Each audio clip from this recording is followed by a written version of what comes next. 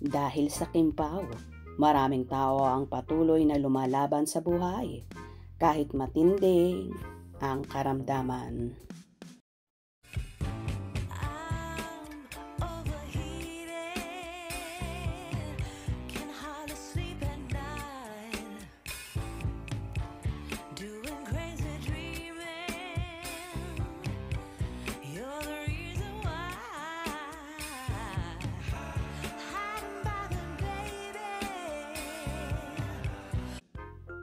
Tuloy ang pagbabahagi ng ilang mga Kim Pao solid sa kanilang suporta kina Kim Chiu at Paolo Avellino.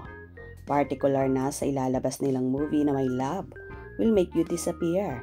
At kahit ang mga may karamdaman at nakaratay sa ospital ay umaasang makapagbibigay sila ng kontribusyon para sa kanilang nabanggit na idol. Si at Yosi ay nagdarasal at umaasang makakalabas na siya ng ospital sa mismong araw ng showing ng movie ngayong March 26.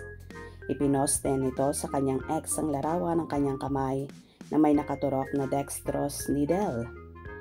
Ipinapakita nito ang kanyang kalagayan na kasalukuyang nasa loob ng ospital. Say niya sa message caption, "Salamat Kim Pao for making me happy kahit nasa ospital na, at Mi Pao Avellino at Prinsesa Chinita.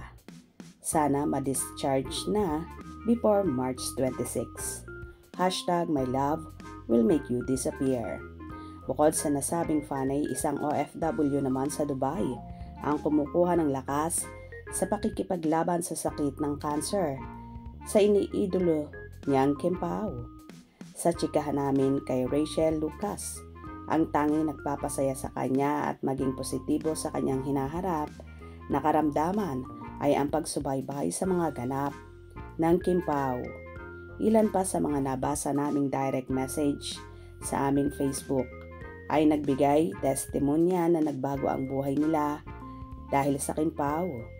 May namatay ng asawa at nalungkot. May niloko ng asawa at iniwan. Meron namang dumadaan sa malungkot para sa may sakit nilang magulang. Marami pang testimonya kung bakit nakabangon sila sa buhay dahil kina Kim at Paolo.